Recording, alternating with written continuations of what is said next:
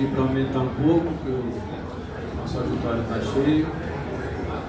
Pessoal, o pessoal que está no fundo aí principalmente, eu vou pedir que prestem atenção aqui, façam silêncio para a gente dar início à nossa reunião. Pessoal aí de trás, está conseguindo ouvir? Agora melhorou? Bom, sejam bem-vindos a mais uma reunião aqui da revisão do plano diretor. De início eu peço desculpa, nosso auditório é acanhado, mas explico a vocês, nós tivemos então aquele adiamento que aconteceu na última reunião, né? Essa reunião aconteceria naquele sábado à tarde e nós precisamos fazer o adiamento por um motivo justo, para que a gente alongasse a discussão da manhã. E em razão do tempo, a gente não conseguiu outro espaço maior para abrigar vocês. Então, o importante é ouvi-los, então a gente fez de tudo aqui para conseguir acolher todos vocês e eu tenho certeza que a gente vai conseguir, da melhor forma possível, conduzir essa reunião aqui. Eu não vou me alongar muito, até para que a gente realmente entre no que tem aqui que ser discutido, mas só um ponto eu acho que é importante a gente já destacar aqui, que foi aquele pedido de prorrogação que foi feito por vocês.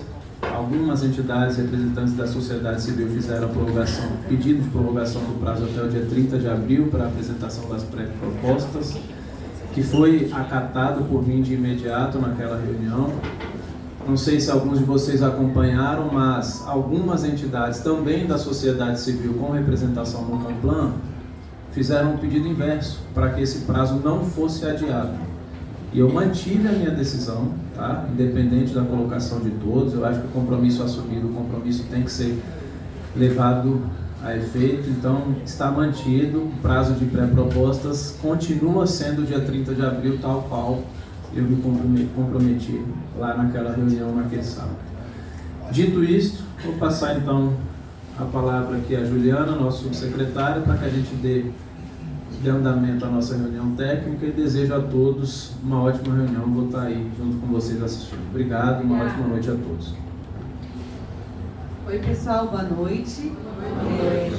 Esse momento aqui não vai ser muito demorado, a gente vai apresentar sobre os temas de discussão hoje, lembrando que hoje essa reunião é para discutir dois temas, que é gestão territorial e participação social.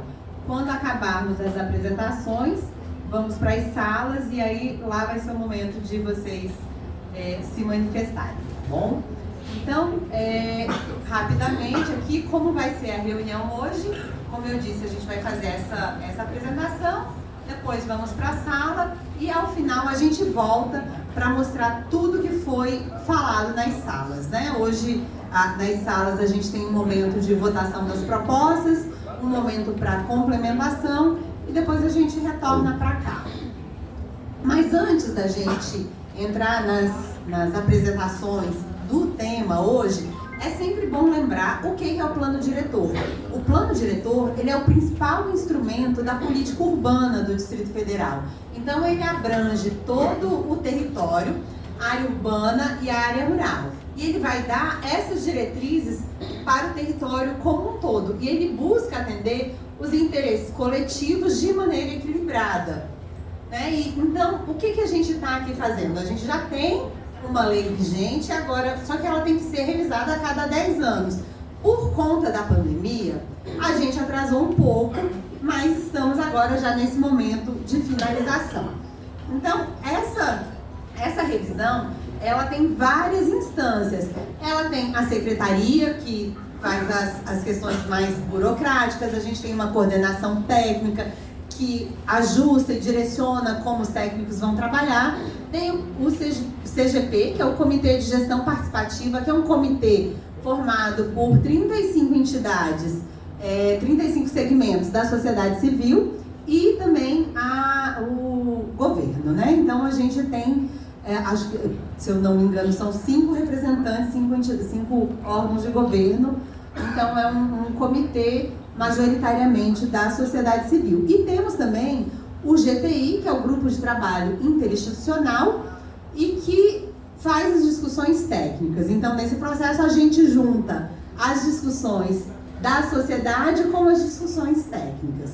Então a gente começou lá em 2019, tivemos um grande caminho até aqui, tivemos a pandemia no meio, mas mesmo na pandemia a gente não parou, e agora estamos aqui em 2025 com essa finalização. Mas é sempre bom lembrar que em 2023 a gente fez 55 oficinas participativas, e no ano passado a gente fez 7 oficinas participativas, né, por UPT, e também fizemos 2 audiências públicas. Esse ano ainda teremos, no dia 10 de maio, uma reunião pública que vai ocorrer lá na Câmara Legislativa e que vai durar o dia inteiro. A gente ainda vai fazer a divulgação e lá na Câmara Legislativa a gente vai discutir todos os temas. A gente já vai ter uma minuta para apresentar para vocês, a gente vai ter todos os mapas, então vai ser um dia de muita discussão e a gente vai apresentar para vocês toda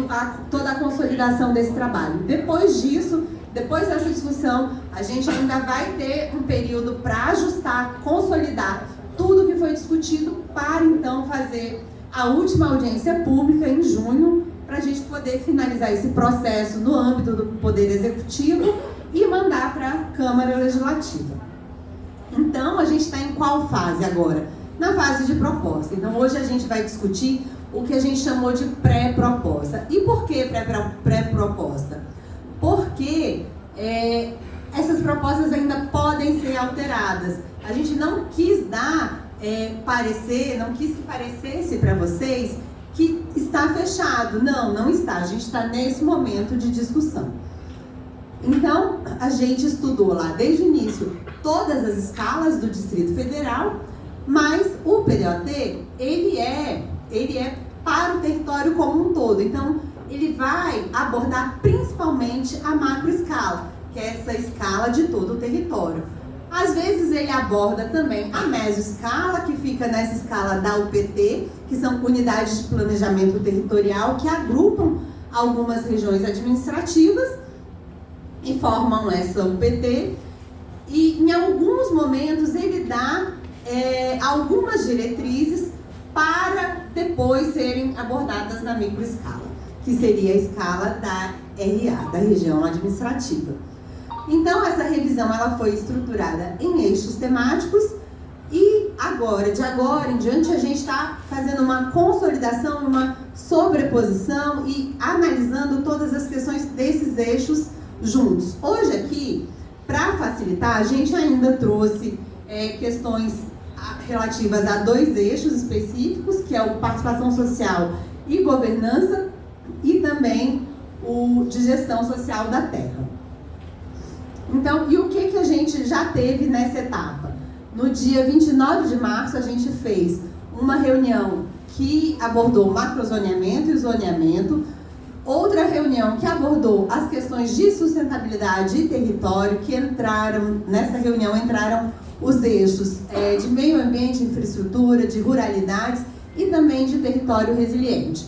No dia 5 de abril, a gente fez a reunião de estratégia de ordenamento territorial e nesse dia a gente discutiu as questões que foram, durante o processo de revisão, tratados no eixo de mobilidade, desenvolvimento econômico sustentável e centralidades, e habitação e regularização. E hoje estamos aqui para apresentar as questões abordadas e as pré-propostas de gestão territorial e gestão social da terra e participação social. Então eu vou chamar agora a Cris para apresentar. Boa noite. Boa noite. Eu vou falar aqui para vocês um pouco sobre as pré-propostas de gestão territorial. Tá baixo? Tá melhor? Não? Tá aqui ali? Alô? Melhorou? Não? Tem que ser bem perto. Melhorar. Tá. Então, as pré-propostas de gestão territorial que foram trabalhadas ali, principalmente no eixo de gestão social da terra. Pode passar, por favor.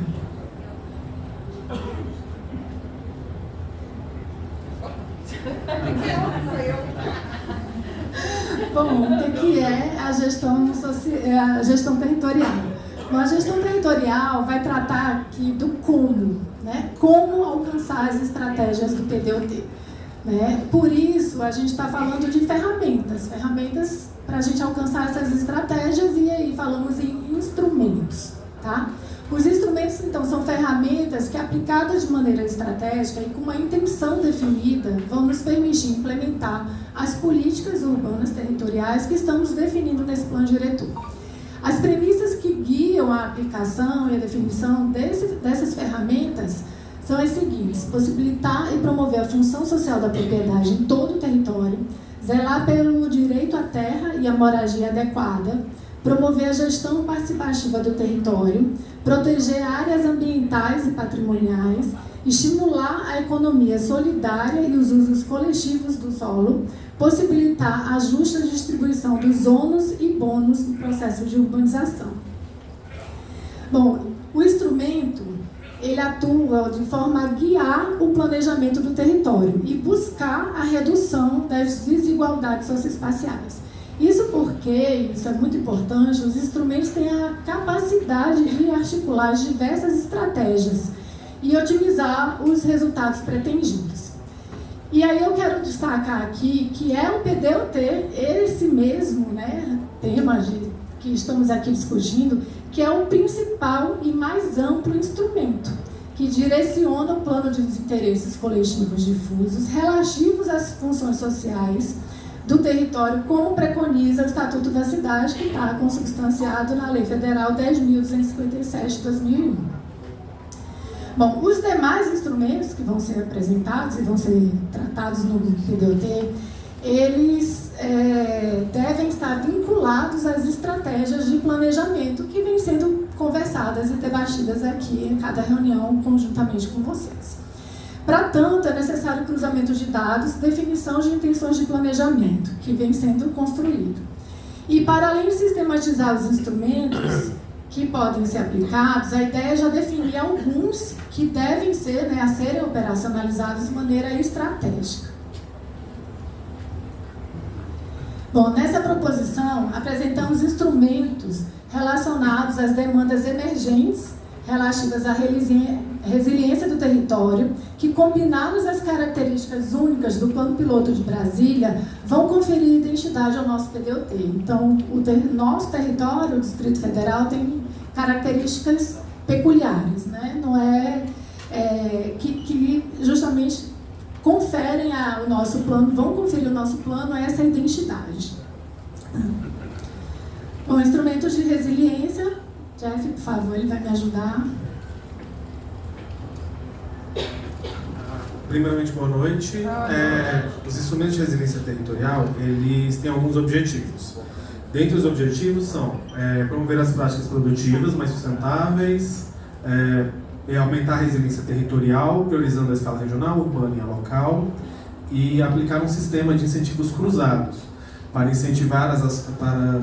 incrementar as ações de resiliência. Então, consideram-se como práticas produtivas sustentáveis da resiliência hídrica, da segurança alimentar, dos serviços ecossistêmicos. Então, esses três, pode passar, eles compreendem 3 eixos de trabalho, né, que a gente está utilizando na forma de pensar os instrumentos de resiliência territorial, que são a resiliência hídrica, segurança alimentar e os serviços ecossistêmicos de suporte.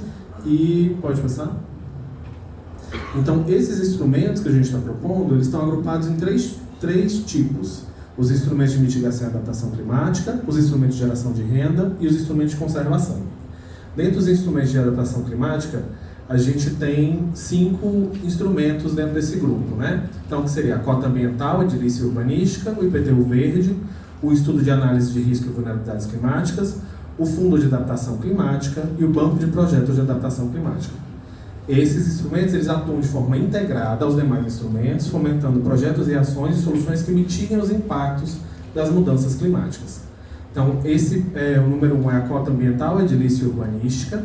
O que é a cota ambiental? Ela incentiva a criação de espaços vegetados no território, por meio de desconto nos valores das outorgas onerosas.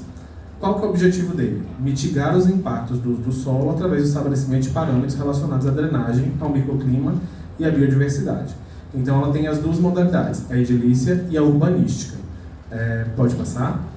O próximo é o IPTU verde.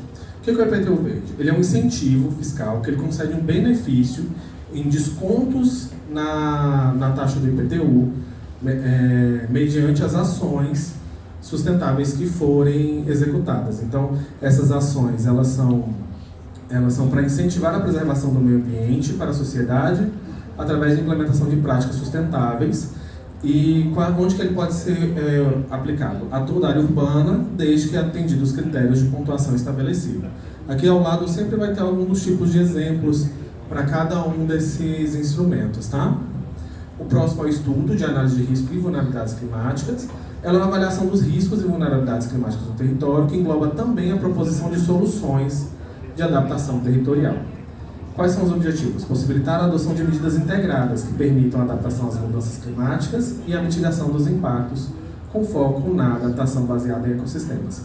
O que é isso? A gente está planejando que seja feito que esse instrumento ele possa dar subsídio para as demais ações do Plano de Ação Climática do DF.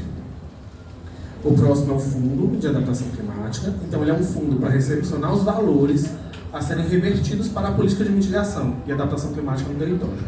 Então, qual que é o objetivo dele? É para captar os investimentos nos projetos, programas, captar recursos para serem investidos nos projetos, programas, planos de ações climáticas e fomentar, e onde que ele é possível ser aplicado? Ele é possível ser aplicado a todo o território do DF. Tá? O próximo é o Banco de Projetos de Adaptação Climática. Esse é um banco para facilitar a implementação e a aplicação das soluções para adaptação climática e mitigação. Então, ele é para agilizar a adoção das soluções e ele também é possível ser aplicado a todo o DF. Então, esse instrumento ele também visa fortalecer o plano de arborização urbana e a rede de infraestruturas verdes multiescalar. O próximo são os instrumentos de geração de renda. Dentro desse instrumento de geração de renda, a gente tem pagamento por serviços ambientais, crédito de carbono de serviços ambientais associados e emissão de títulos verdes de infraestrutura. Esse bloco de instrumentos, eles visam possibilitar que a gente consiga seguir com as próximas ações. Então, eles são para reverter valores e conseguir que a gente aplique as estratégias, né? Então, o próximo, esse é o pagamento de serviços ambientais. Ele é um instrumento que ele é um incentivo econômico à conservação e recuperação ambiental. Assim, basicamente é o que? A pessoa vai receber um valor ou em infraestrutura conforme for feito a preservação, conforme for constatada a preservação, né? Então, são benefícios que são concedidos a pessoas físicas e jurídicas que realizam atividades que geram serviços ambientais e ecossistêmicos. Então, o objetivo dele é melhorar a qualidade ambiental, beneficiar comunidades que recuperem e protejam recursos naturais. E ele é aplicado a todo o território do DF. O próximo. O crédito de carbono de serviços ambientais associados, ele é uma ferramenta financeira que ele é utilizada para comprovar a redução de emissão de gases ou remoção dos gases de efeito estufa, a manutenção ou aumento do estoque de carbono florestal. Qual que é o objetivo disso? É incentivar a redução e a compensação dos gases de efeito estufa, então garantindo a qualidade mínima e o impacto positivo ao meio ambiente e fomentar o mercado de carbono do DF. Então ele é aplicado a todo o território do DF. O último desse bloco é a emissão de títulos verdes de infraestrutura. Ele é um mecanismo de financiamento de recursos para projetos de infraestrutura sustentável, ou seja, que promovam benefícios ambientais, sociais e climáticos. Visa fomentar projetos de ação e adaptação climática e ele é aplicado a projetos de infraestrutura novos ou existentes. E o próximo, que é o instrumento de conservação, que é a transferência do direito de construir verde. Pode passar? O transferência do direito de construir verde, ou TDC, ele é uma concessão do direito de exercer em outro local um coeficiente de aproveitamento que ele é equivalente à área protegida. Ou seja, quando você proteger além da reserva legal, você já consegue ter um benefício em cima disso. E qual que é o objetivo disso? Fortalecer a compensação ambiental em média e microescala, e ele é aplicado a todo o território do DF. com a delimitação, é claro, de tem áreas que serão potencialmente receptoras e áreas que serão potencialmente doadoras, tá? Acho que é isso. Bom, então, agora os instrumentos de provisão e regularização habitacional. Lembrando que a gente está falando dos instrumentos que devem viabilizar as estratégias que já foram apresentadas, né, em outra ocasião. Bom, a gente está falando aqui principalmente de 4 instrumentos, que seria o PEUC, ZI, ZEIS, TC e TTC.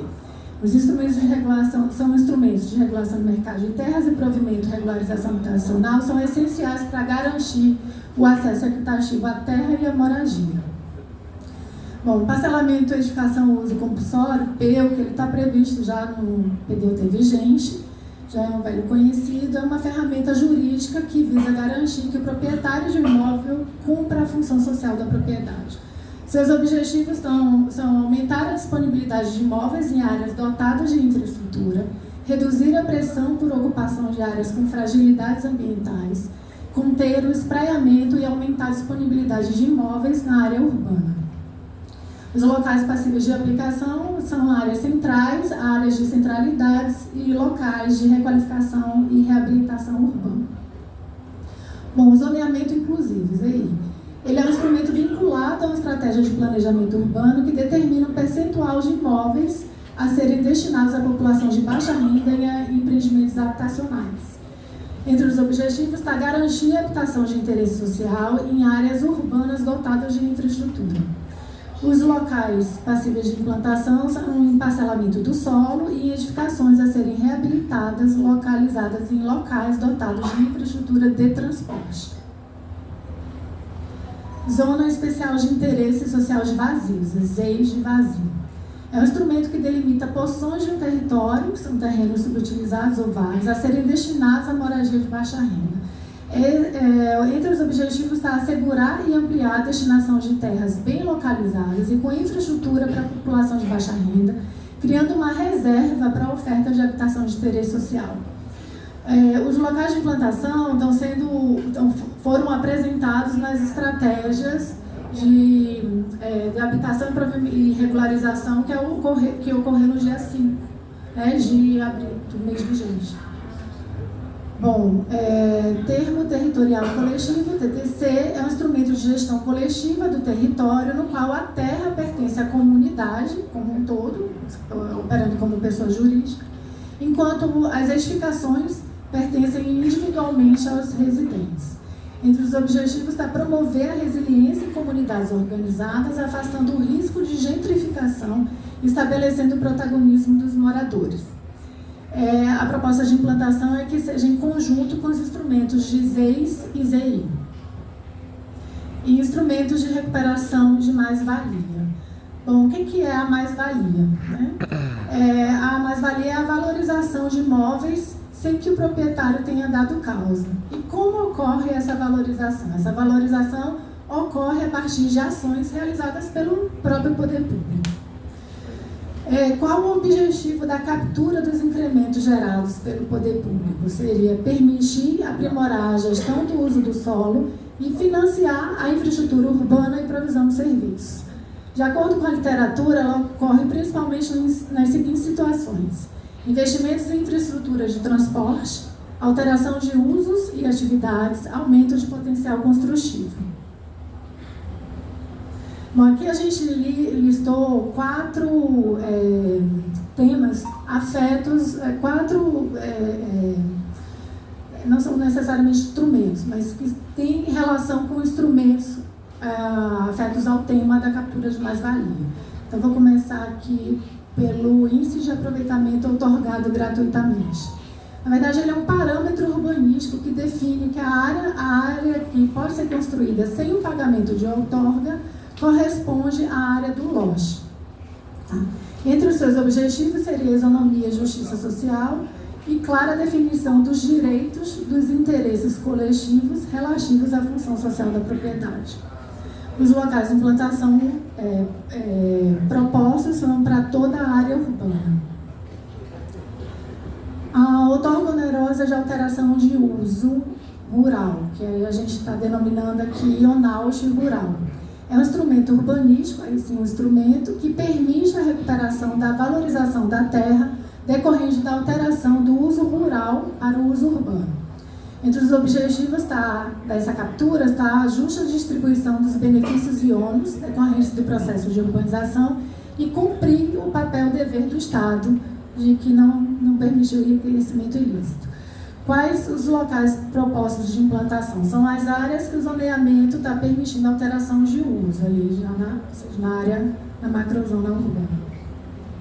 Contribuição de melhorias. Um instrumento também de captura da valorização decorrente de investimentos em infraestrutura realizados pelo poder público. No caso, os objetivos são equilibrar os custos e investimentos destinados para a mobilidade e ampliar investimentos em transporte público coletivo. Esse é um instrumento abrangente, a gente está usando de uma maneira mais estratégica aqui na proposição. Por isso, os locais propostos para implantação é de que seja aplicado o instrumento em áreas contidas em raios de abrangência de grandes obras de infraestrutura e investimentos voltados ao transporte individual. Recursos arrecadados pelas outorgas, e aí a gente está falando do Fundurb, né? Do fundo. É um instrumento de redistribuição dos recursos arrecadados por meio das outorgas à coletividade na forma de infraestrutura urbana. Entre os objetivos é dar fruição aos bens urbanos a diferentes segmentos sociais, possibilitar o crescimento equilibrado da cidade, reduzindo a diferença de atributos urbanos, prover capacidade de financiamento e desenvolvimento urbano. Os locais propostos de implantação em todo o território, em especial as áreas de ZEIS e qualificação de centralidades. Bom, e aí eu quero falar do DOT, que é o desenvolvimento orientado ao transporte coletivo. Primeiro eu vou explicar o que é, que na verdade ele é uma estratégia. Foi apresentado também na apresentação passada, né, no sábado anterior, que é um tipo de desenvolvimento urbano que se caracteriza por ser compacto, com mesclas de uso do solo, entorno urbano com alta qualidade, prioridade ao transporte público em relação aos outros tipos. Entre os objetivos da estratégia, que ainda é uma estratégia, conter o crescimento espraiado, reduzir o modelo rodoviarista de cidade, reduzir os deslocamentos pendulares ao plano piloto, incentiva um modelo de mobilidade mais sustentável. Pode passar. Bom, então, para mais informações sobre a estratégia, né, a gente tem aí já no site do PDUT, que foi amplamente comentado pela equipe que apresentou no sábado, dia 5. Mas por que a gente trouxe aqui? Eu acho que isso. A gente está trazendo aqui para exemplificar que é uma estratégia que envolve a utilização de vários instrumentos. Né? Então, envolve os instrumentos de resiliência, que foram aqui comentados pelo Jeff, os instrumentos de provisão habitacional, instrumentos de captura de mais-valia, que eu comentei agora há pouco. Então, por isso a gente tem considerado ele uma estratégia / instrumento. Ele é um instrumento indutor de desenvolvimento, onde você utiliza essa mescla de outros instrumentos para que a estratégia se concretize. Deixa eu passar. Então, entre as propostas, né, promover uma associação positiva entre demanda e densidade, ou seja, definindo zonas de crescimento da cidade, para desestimular também o crescimento em outras partes da cidade. Deve-se identificar eixos para transporte coletivo, massivo e concentrar a densidade ao longo dos corredores, respeitando os limites ambientais e do tombamento, aqueles que eu comentei no início, que fazem de Brasília ser uma cidade peculiar, única, do Distrito Federal. Né? Considerar a densidade próxima às áreas de influência das estações, melhorar o entorno construído, visando aumentar a demanda de transporte sustentável, ou seja, requalificar áreas próximas aos terminais de transporte público coletivo. E oferecer um produto imobiliário de acordo com as demandas e preferências dos usuários locais. Pode passar. Sim. Então, a ideia é da gente sair de uma cidade distante, dispersa, desconectada, para uma cidade compacta, conectada e coordenada, respeitando as características do nosso território. Obrigada, gente. Vou chamar a Silvia para dar continuidade. Isso, pessoal. Agora, o segundo tema A Silvia vai apresentar. Você quer sentar?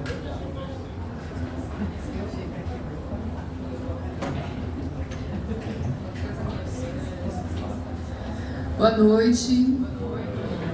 Bonito ver tanta gente, e eu vou falar de participação social, né? E para falar de participação social, a gente tem que falar de gente, a gente tem que falar de vontade, desejo, né? De cada uma das pessoas. E nesse território tão único que a gente tem no Distrito Federal, que é um território que é um distrito, né? Não é uma cidade, não é um estado, e que a gente tem essas 35 regiões administrativas. De tudo que foi falado, o que é que vale para cada uma, o que a gente quer, o que cada uma das pessoas que moram nessa cidade está precisando? Será que é calçada, árvore, equipamento público, desenvolvimento econômico? São muitas questões, são muitas particularidades de cada uma das regiões administrativas que a gente tem. E muitas soluções possíveis, pelo que a gente viu agora, que foi falado dos instrumentos, né, que a Cris acabou de apresentar, a quantidade muito grande de ferramenta que a gente tem para conseguir chegar onde a gente quer. E o que a gente está querendo trazer aqui, em especial nesse eixo que eu estou, nessa apresentação que eu vou fazer, é justamente de como as pessoas vão poder participar muito mais, não só agora dentro do plano diretor, como depois, né? Então, a gente quer promover essa participação da sociedade nas decisões de gestão e governança do território, estruturar a gestão e o sistema de planejamento do plano diretor de forma participativa e transparente com a sociedade, e alcançar diálogo com a sociedade civil nessa implantação do plano diretor, né? Então, nessa implementação, a gente está aqui, nessa revisão a gente está conversando, e depois a gente vai ter que continuar conversando, né? As problemáticas que a gente viu durante os estudos foi com relação à estrutura do sistema de planejamento, que a gente tem um sistema previsto no PDOT vigente, mas que não foi completamente implementado e que falta articulação entre os órgãos. Foi percebido também, não só pela equipe técnica, como pela população, nos diversos momentos, uma carência de indicadores e da metodologia de como que a gente faz a aferição e monitoramento dos instrumentos e dessa participação social e governança que já está previsto na nossa legislação, né? Como é que a gente consegue ver isso realmente? E também as ferramentas e os procedimentos de participação social para as decisões e processos de planejamento urbano não são contínuos. A gente está vendo isso acontecer agora, a gente vê acontecendo quando tem um grande projeto, mas ao longo do tempo isso tem que, toda vez a gente tem que falar, gente, vai ter reunião, chamar todo mundo de novo, né? Então, o que foi pensado no CISPLAN, nesse sistema de planejamento territorial, foi pensado em camadas, os órgãos executivos centrais, que é a SEDU, a Secretaria do Meio Ambiente, o IBRAM, que cuida também do meio ambiente, a SEAGRE, que é de agricultura, e a Secretaria de Mobilidade Urbana. E aí a gente tem os órgãos colegiados superiores, o CONPLAN. O que está em cinza, vocês conseguem ver aqui, não está tão... mas é o que não foi implementado. Então, o CONPLAN foi implementado, mas a COAB, que é o Conselho de Habitação, não foi implementado. O de Desenvolvimento Rural, sim. O de Recursos Hídricos, sim. De Transporte Público Coletivo, sim. E o Conselho do Meio Ambiente também. E com relação aos órgãos colegiados regionais e locais, foi pensado num conselho por UPT, isso não aconteceu, né? O CLP, que é o Conselho Local de Planejamento, que foi pensado para cada uma das regiões administrativas, foi parcialmente implantado em algumas RAs. Agora tem várias que foram implementadas, mas que ainda não estão funcionando da melhor forma, né? E a gente tem também os conselhos de bacia, Condema, os conselhos rurais locais e de conservação. Então a gente tem que pensar nas escalas que a gente tem, né, no Distrito Federal. O Distrito Federal como um todo, essas unidades de planejamento que para a CEDU, elas são úteis, elas são importantes e elas têm um histórico de levantamento de dados que a PEDAD faz bianualmente, então isso é muito importante para a gente do planejamento, mas não é a mesma estrutura que a segurança, que a saúde, que a educação usam. Cada um usa uma unidade diferente. Então, o que a gente tinha pensado, né, a gente enquanto técnico que fez o plano diretor anterior, pensou para funcionar para todas as áreas, todos os órgãos, não funcionou, a lógica é diferente. Mas a gente continua com essas unidades de planejamento funcionando, mas não com o conselho por UPT, que é essa unidade de planejamento, né? E temos as regiões administrativas, que é uma outra forma de olhar o território, né? Menor, mas dando um zoom, né, na problemática de cada um dos locais. E aí sim a gente tem esses conselhos locais de planejamento, que é que a gente pretende fortalecer para funcionar melhor, para a gente conseguir olhar o território nas particularidades, né? Então a gente fez uns ajustes nessa limitação das unidades de planejamento a partir da lei que aconteceu de criação de regiões administrativas. Então, a partir dessa lei, a gente fez só um pequeno ajuste que dá para ver um pouquinho em alguma região aqui. Santa Maria, enfim, tem alguns poucos ajustes aí, mas a gente resolveu fazer então só o ajuste. Quais são os principais pontos que a gente está querendo fazer, então? É melhorar a capacitação para a participação e o funcionamento desses conselhos locais de planejamento, de cada uma das RAs. Então, treinar os conselheiros, treinar os técnicos de cada uma dessas RAs, colocar uma listagem de pré-requisitos, de principais instruções para aplicação do que a gente está definindo aqui no plano diretor. Outra questão é reforçar esses conselhos locais de planejamento, incluindo a possibilidade de indicarem áreas prioritárias para investimento público nas respectivas regiões administrativas. Então, aonde que vai se investir alguma coisa? Também esse conselho vai poder opinar nesse ponto, né? Retirar esses conselhos das unidades de planejamento, o CUP e do CISPLAN, eles nunca foram implementados, mas incluir uma instância para esses assuntos que envolvam mais de uma região administrativa. Isso a gente tem a Secretaria de Cidades, a gente deve reforçar também essa vinculação, né, que ela faz com as regiões administrativas. E outra questão é redefinir a articulação entre os órgãos e os conselhos a nível distrital desses órgãos colegiados superiores, para que todos conversem e entendam o que é que está sendo feito em cada uma dessas áreas. A gente entende que quando a população participa nessas decisões que envolvem o orçamento, a gente tem um ganho, um fortalecimento da gestão democrática por meio da participação direta da população nas decisões orçamentárias, em especial nos investimentos locais, principalmente em obras de infraestrutura e serviços locais.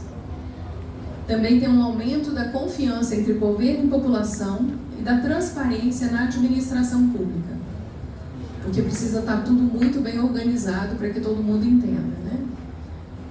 Então, essa definição clara do regramento e competências dos envolvidos, a capacitação continuada dos membros civis técnicos sobre orçamento na administração pública, a ampla divulgação das informações a respeito do orçamento público e priorização dos investimentos.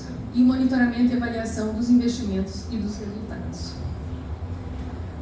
Na questão da base que a gente tem, dessas informações territoriais, cartográficas, cadastrais, hoje a gente tem tudo muito bem organizado no Geoportal. Muitos de vocês conhecem o Geoportal, utilizam o Geoportal, e a gente pretende que isso melhore, que isso seja mais transparente e que isso tenha essa pequena redefinição de conceito do que é o CITURB, que vem com as informações da CEDU, e que a IDE, que é essa infraestrutura de dados espaciais, traga informação de todos os outros outras secretarias, de todos os outros órgãos do Distrito Federal. A gente então quer fazer esse ajuste dessas obrigações de cada órgão a cada sistema dentro da IDE, ajustar as competências do cadastro territorial multifinalitário, com cada um dos órgãos responsáveis por ele no GDEV, e incluir a frequência da capacitação de órgãos, inclusive as administrações regionais, para uma efetiva participação no funcionamento. A gente entende que é preciso mostrar, esclarecer, dizer onde que tem os fundos disponíveis para a implementação dessas estratégias que a gente está falando. Na apresentação anterior, a Cris falou do Fundurb, que é um fundo para a questão urbanística, né? Então ela está completamente ligada a essas questões de plano diretor. Então a gente pretende mostrar com clareza, esse é um dos fundos, mas tem um fundo de compensação ambiental, tem várias questões. Então definir quais poderão ser utilizados em quais áreas, né? Em quais ações priorizadas pela população, por meio desse CLP, né, desse Conselho Local de Planejamento. E na questão de monitoramento, a gente fala de novo de capacitar os órgãos, a população, para essa participação e o monitoramento dessa implementação do PDUT nos próximos 10 anos, depois que a gente aprovar, né? Então, como que a gente pode fazer isso? A gente tem que propor indicadores melhores, né, assim, para esse monitoramento das estratégias com prazos, né? Propor indicadores de participação social e governança, incluindo as administrações regionais e os conselhos, divulgar e dar transparência às informações governamentais contidas nos diversos portais, observatório, site, sistema e a própria IDE. E incluir a periodicidade de reuniões de monitoramento do PDUT. Então, uma sugestão do CGP, que é esse Conselho de Gestão Participativa, né, de a cada 2 anos a gente fazer uma reunião para fazer um balanço geral.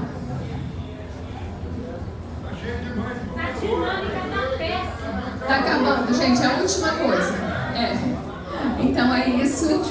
A gente pretende capacitar, informar, para melhorar essa participação, a qualidade de vida, fazer essa questão da responsabilidade compartilhada, né? É isso, gente. Pessoal, agora... Calma, espera um pouquinho. O Antônio, a gente vai agora dividir em salas. O Antônio vai nos auxiliar. Antônio? Só um minutinho, gente.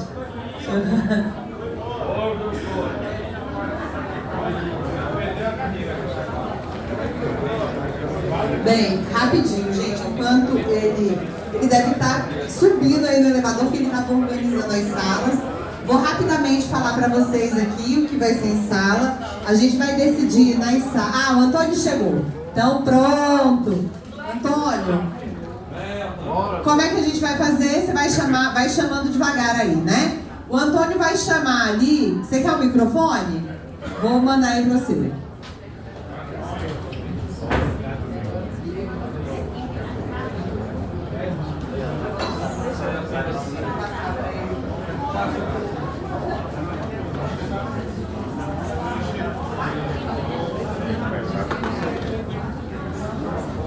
Pessoal, boa noite. A gente vai organizar vocês em 11 salas. A gente vai distribuir pelo elevador aos poucos, então o pessoal que já está aqui atrás já está indo para as primeiras salas e à medida em que eles forem sendo alocados no elevador, a gente vai colocando o restante nos outros elevadores.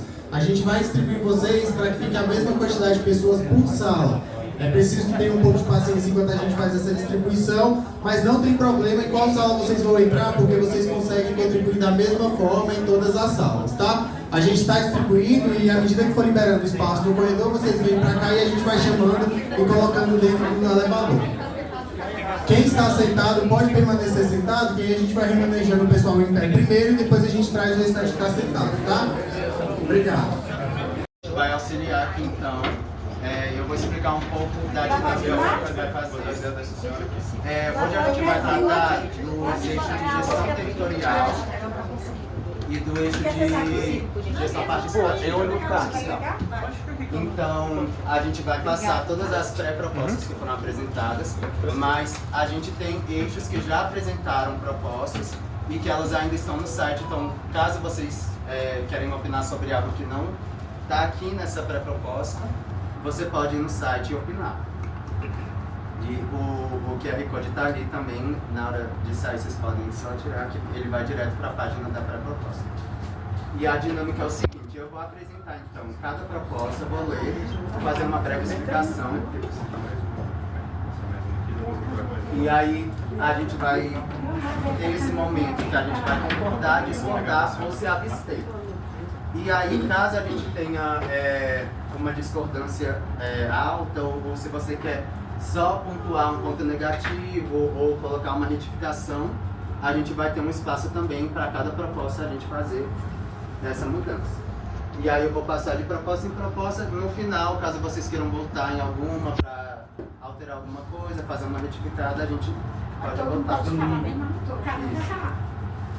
Como a gente tem muita proposta e muita gente, a gente vai priorizar as que tem mais número de pessoas discordando. Não, então, mas a gente, aqui tem, cada local tem umas pessoas de uma região. Aí pronto, cada um tem uma essa metodologia problemática, porque é importante para uma região e pode ser referencial e relevante, para outra região pode ficar diferente. Por exemplo, área de parcelamento, determinada região é necessária, noutra não. Como é que vai dizer que concorda ou discorda? Não, mas essa questão, se uma área está dentro ou não, aí essa é o macrozoneamento. Não, mas a gente vai se posicionar a respeito do tema. Você entendeu? Como é que a gente vai posicionar a respeito do tema? Esse tema afeta aqui pessoas que estão aqui de forma diferente. Não é para uma votação. Essa metodologia está completamente equivocada. Antes dessa discussão, eu acho que ainda tem a questão de vocabulário. O que é cota ambiental? Sim, aí eu vou dar uma breve explicada também. Depois eu ler cada proposta. E aí, essa questão, o eixo que a gente vai tratar hoje, que é o gestão territorial, ele trata dos instrumentos. Então, é o como a gente vai fazer essa gestão territorial mesmo.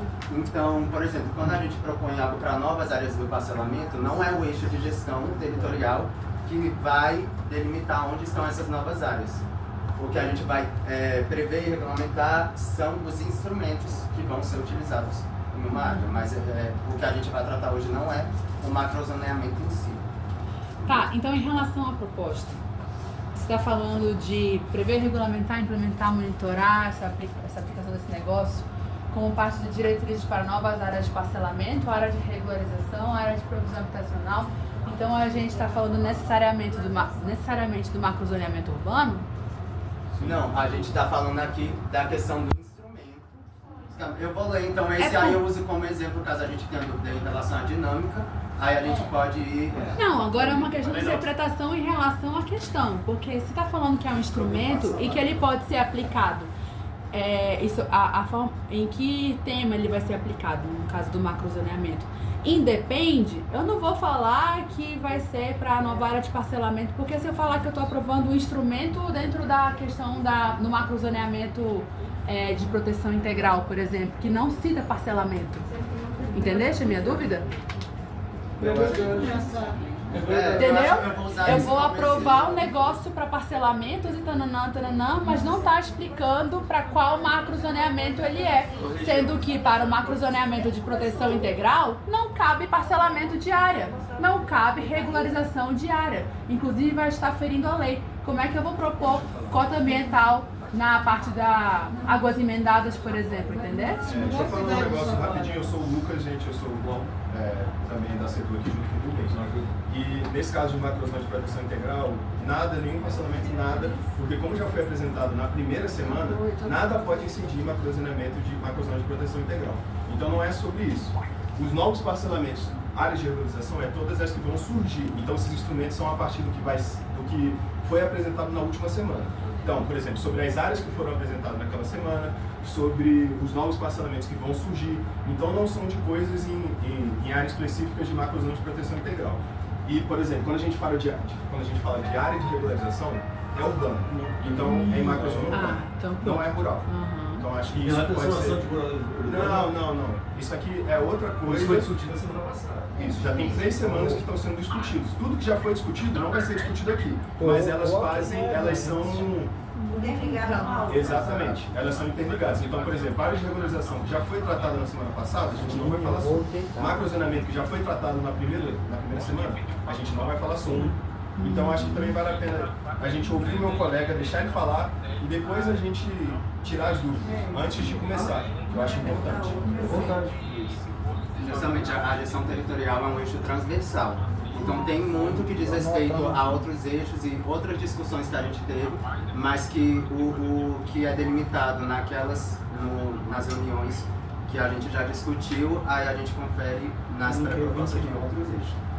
Já estão no site. Então, se você tiver dúvida sobre as outras coisas que a gente já discutiu nas outras semanas, é só escrever o QR Code ou então ir no site que já está lá. Inclusive, essas propostas que a gente está tratando aqui também já estão no site.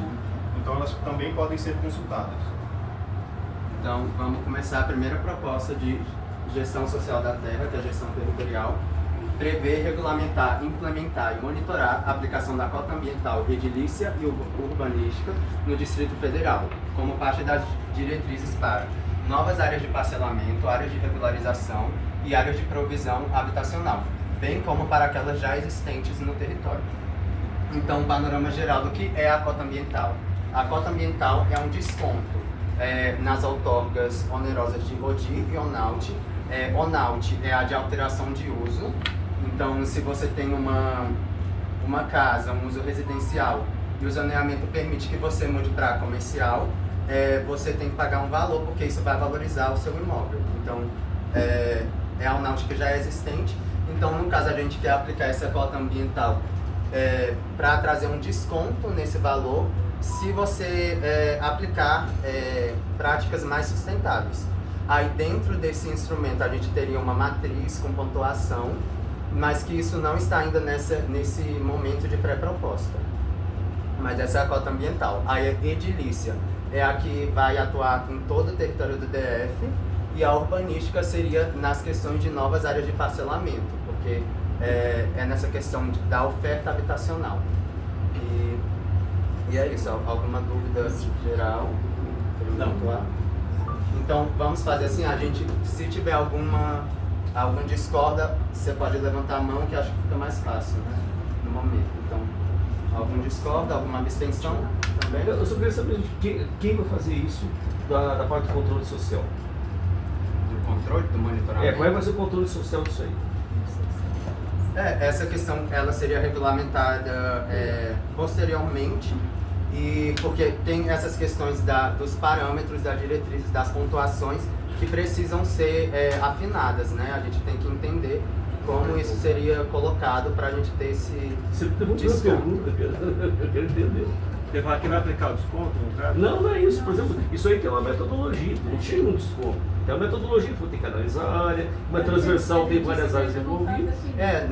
No momento de pré-proposta, a gente quer propor esse desconto dentro da ODI ONAUT, por meio de uma pontuação, uma matriz de pontuação, para a gente ter... Por exemplo, a pessoa vai construir e faz uma área de aquífero, não impermeabiliza tudo, deixa uma área com brita para poder entrar água. Reuso, reutiliza água. Isso, então, aí seria uma matriz de pontuação. Então tem várias coisas que podem ser pequenas, mas que vão somar para uma pontuação. Isso eu entendi, eu estou dizendo assim, qual é a regulamentação? O que está previsto, a gente vai consumir isso então? Nesse momento está em nível de pré-proposta, então a gente não tem. A ideia é que essa proposta aí vire um precisa um artigo na lei do PDAT. Isso, seria uma lei complementar para ter essa... Lei complementar ou a lei do PDAT? Isso, a lei do PDAT é complementar.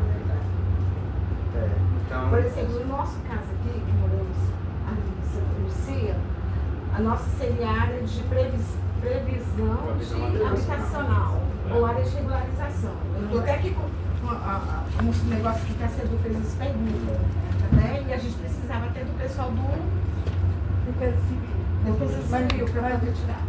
Não é o caso. Não, é isso que eu estou te falando, mas o que a gente está precisando é isso, na área de previsão de habitacional. É uma regra que Mas eu não tenho ideia. Isso, exato. É o que está pegando no nosso pé.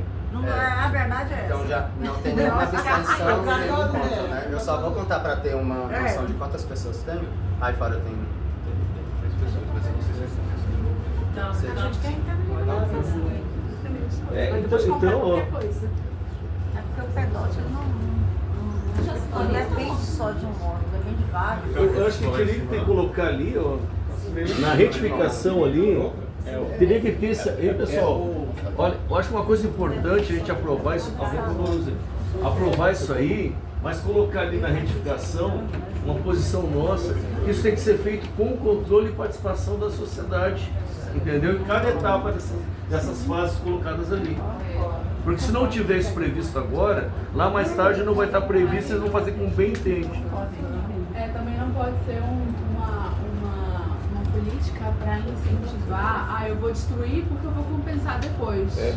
Ou urbanizar tudo que for rural, né? Entende? Igual o exemplo que ela falou, eu passei um instrumento próximo de uma área de recarga, mas eu vou fazer uma captação de água da chuva com A nossa é essa aí, a área de regularização, a área de regularização habitacional, esse é o nosso. Do processo. Aí temos 28 pessoas.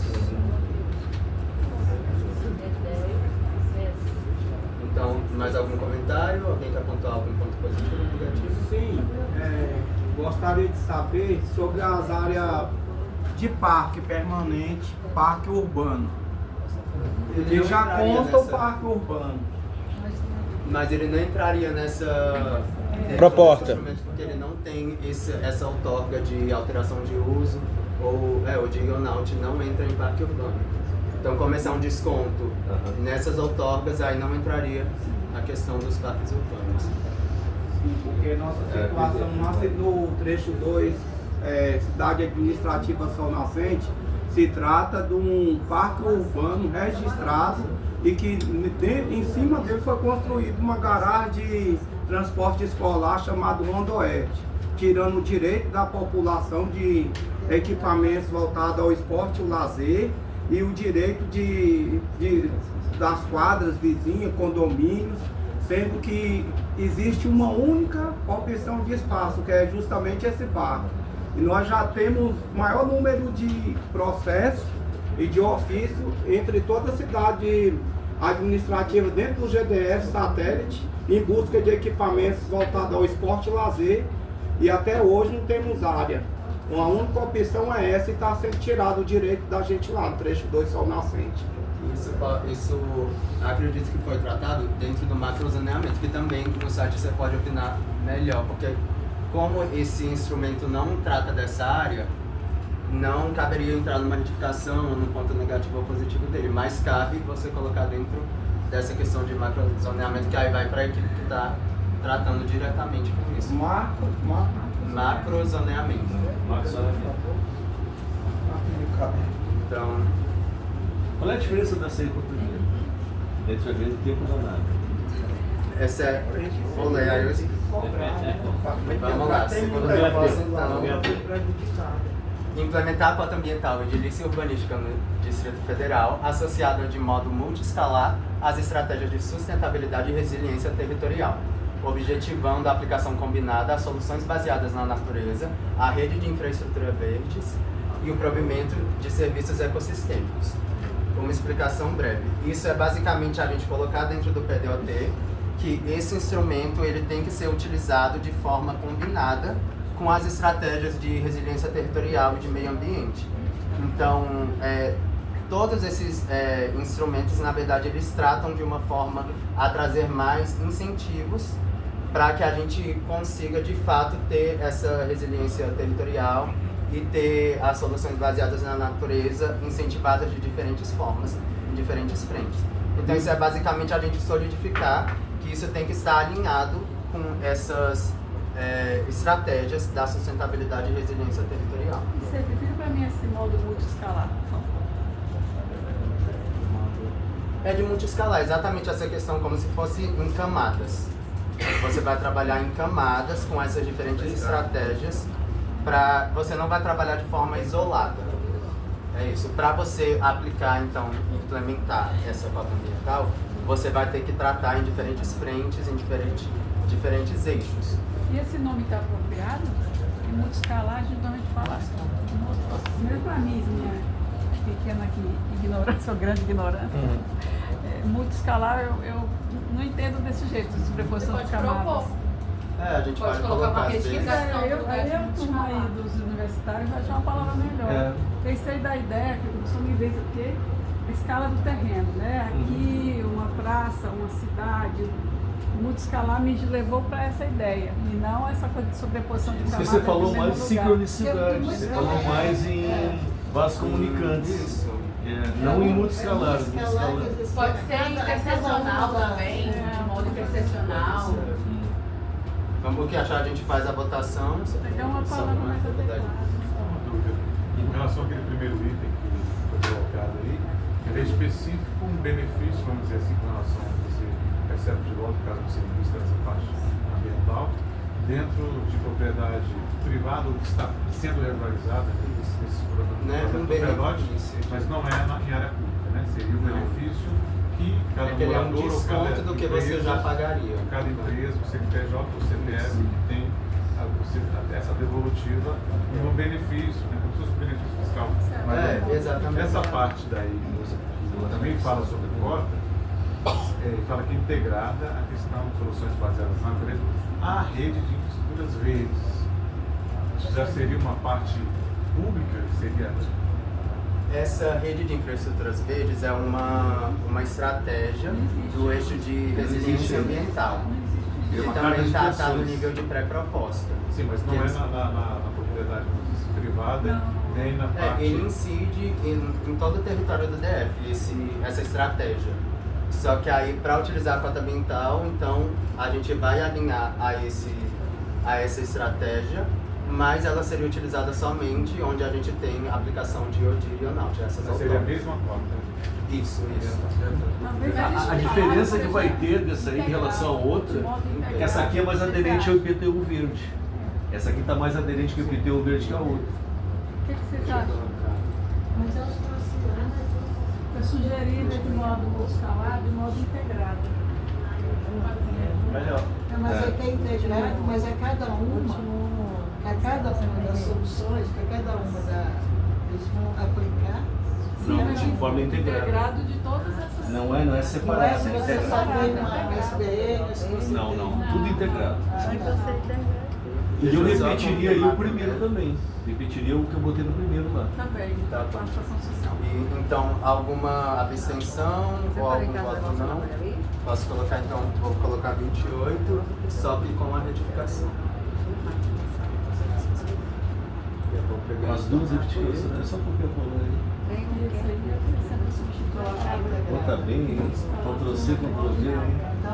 Essa TV, coloca modo substituir. Substituir a palavra multiescalar por integrado.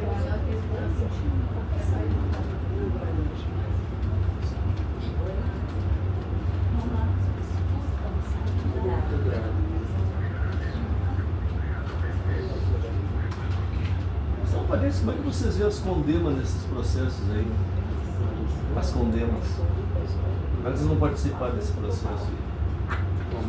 As condemas, comissões de defesa.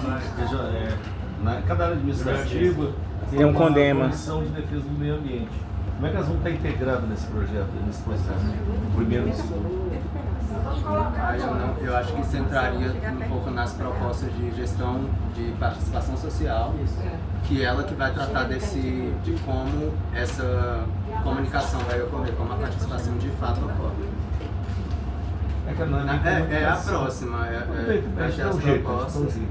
É o próximo eixo, na verdade. Meu filho, deixa você quer coisa errada. A próxima proposta, então, prevê implementar e monitorar o estudo de análise de riscos e vulnerabilidades climáticas no DF. O estudo de análise de risco e vulnerabilidades climáticas possibilitará estabelecer uma relação entre as ameaças, sistemas sociais, ambientais e econômicos e suas vulnerabilidades às ameaças no DF.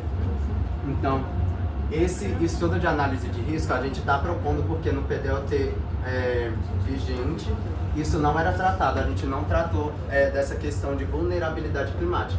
Então a gente quer recepcionar o estudo de análise de risco e vulnerabilidades.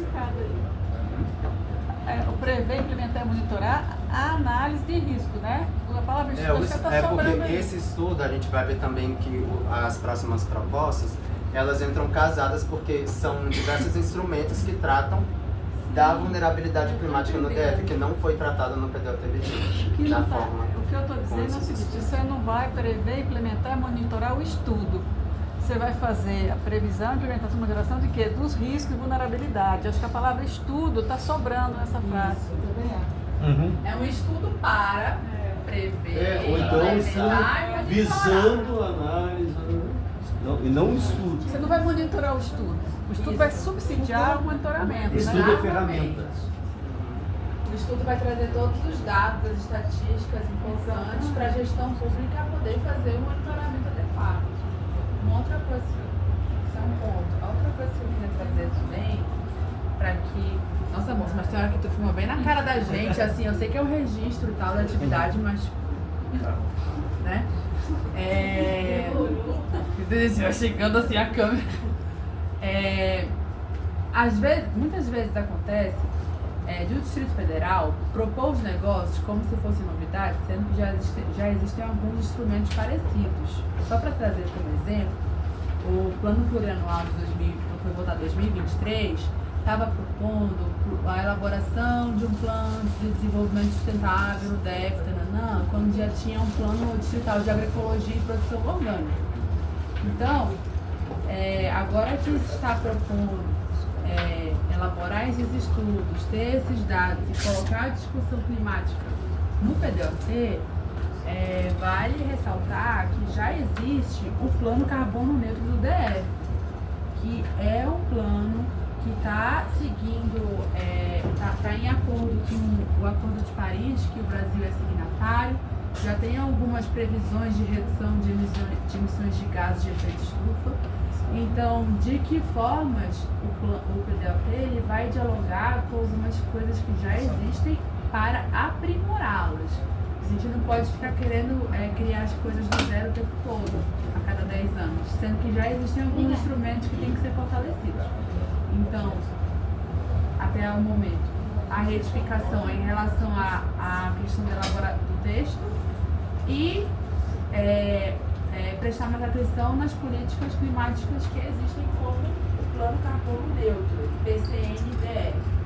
Tá, então, primeiro deixa eu ver, a gente tem alguma abstenção ou algum voto não para essa proposta? Só outra coisa nessa redação, se isso aí pensando num artigo, num parágrafo, seja o que for de uma lei, a redação está muito ruim, está faltando técnica legislativa ali, ó. Tem um ponto, aí continua o estudo, não sei o que, isso aí não faz sentido ficar como uma diretriz, é uma explicação do que seria aquilo ali.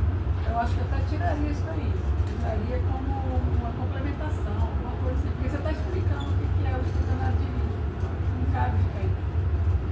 Então, deixa eu ver, vou organizar a notificação. O primeiro ponto seria, então, tirar os prever e implementar a análise, mas não de fato. Prever e implementar e monitorar os riscos, né? Não é análise, os riscos. Já seria como uma análise contínua. Esse processo é a análise. É a análise. Então, eu suprimiria o estudo de análise dele para monitorar os riscos e vulnerabilidades climáticas do Distrito Federal. E essa explicação aí é exatamente o que é esse estudo que vai permitir esse monitoramento. E acho que não tem lá que tá aí, né? Tem que estar talvez no glossário, alguma coisa que acompanhe a lei. Não sei.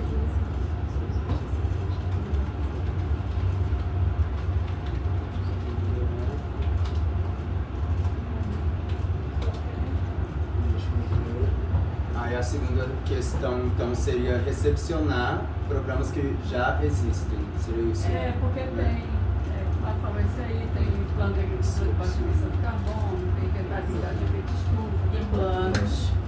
Eu acho que é recepcionar e integrar. Só recepcionar é só uma leitura. Eu acho que ele tem que ser integrado. Deixa eu recepcionar, integrar. Desculpa estar metendo tanta mão no seu texto, mas integrar programas, planos, vírgula, planos e leis já existentes.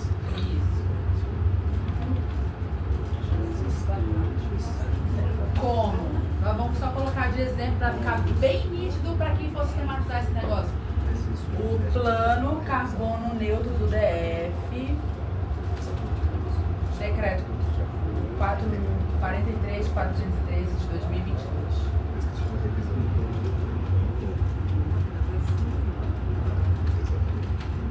Quatro três, 413 de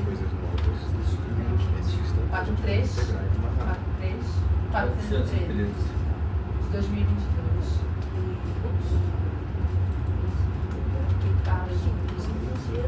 E o plano distrital de agroecologia e produção orgânica.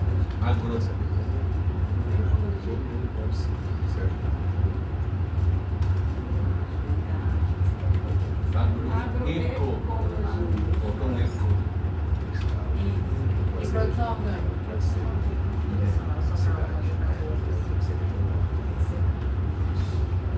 Entre outros.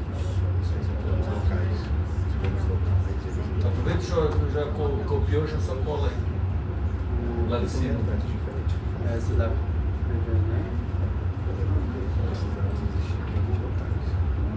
Isso é fundamental para previsto em todos, que senão não vai ser. Tinha outra versão. Eu acho que isso é uma explicação do que é esse estudo.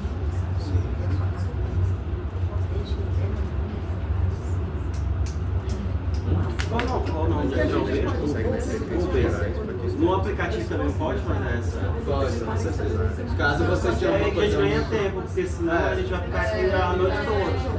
Entra lá no aplicativo, faz a atividade. Se a gente não aproveitar o momento da discussão para registrar isso... Mas é o momento também de registrar, pode registrar lá, você vai ter um momento. Porque senão tem muito esse, onde ele está lá, ó. É muito... Aracaba Oi. Se fosse assim, eu fazia reunião. Mas o aplicativo tem. Mas vamos ganhar um pouquinho mais de tempo, senão a gente vai ficar aqui, entendeu?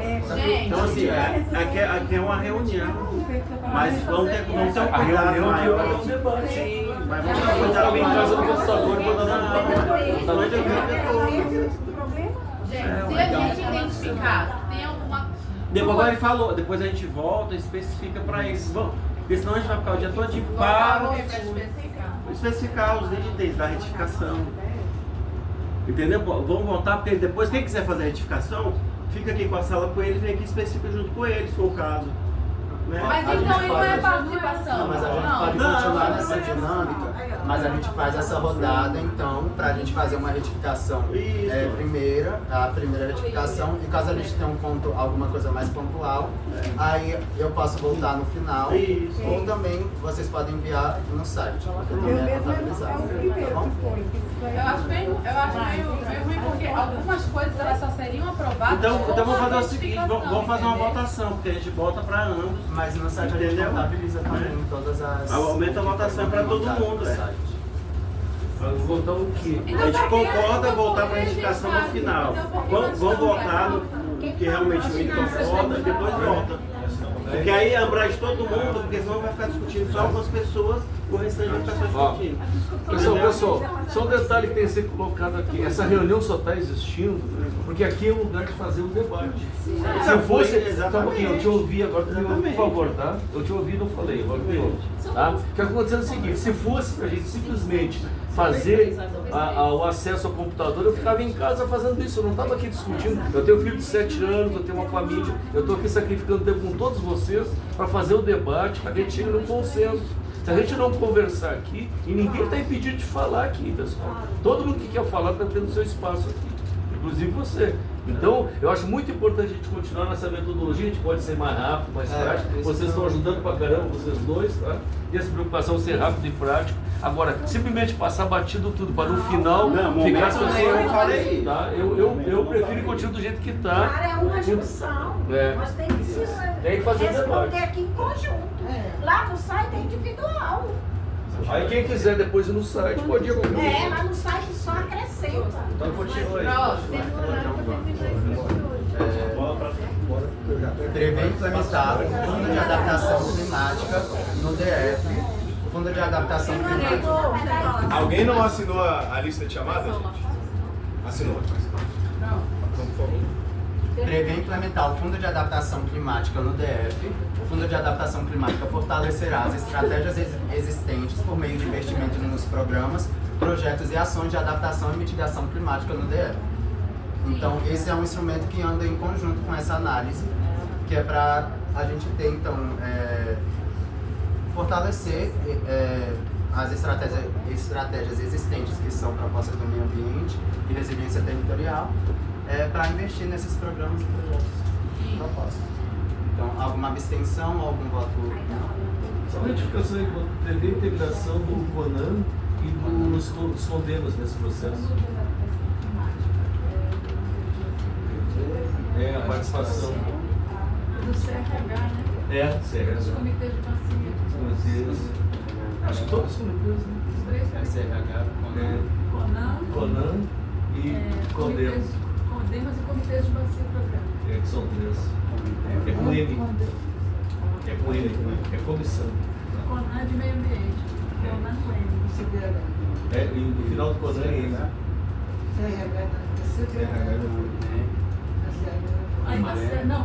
É DEMA com M. E aqui é M também. Ah, tá. Conselho de Meio Ambiente. E o último comitê de bacia. É o corretor, gente. É o corretor. E concede o comitê de bacia programa. Depois você troca o E aqui, né? É porque ele está fazendo rápido, a gente está prestando atenção como está saindo. Porque a TV é ruim pra caramba, me ajuda. Deixa eu botar um óculos diferente. Posso estar Comitês, lá são 3. Quer vir pra cá? Comitês de bacia e hidrográficos. 3 comitês. Com CEDEF, com N, com CEA. Perfeito.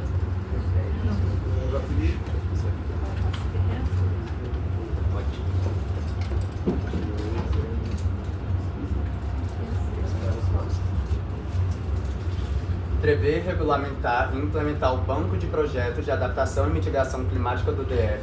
O Banco de Projetos e Adaptação Climática direcionará a aplicação adequada dos recursos captados com o Fundo de Adaptação Climática por meio de um rol de soluções alinhadas com a realidade do DF.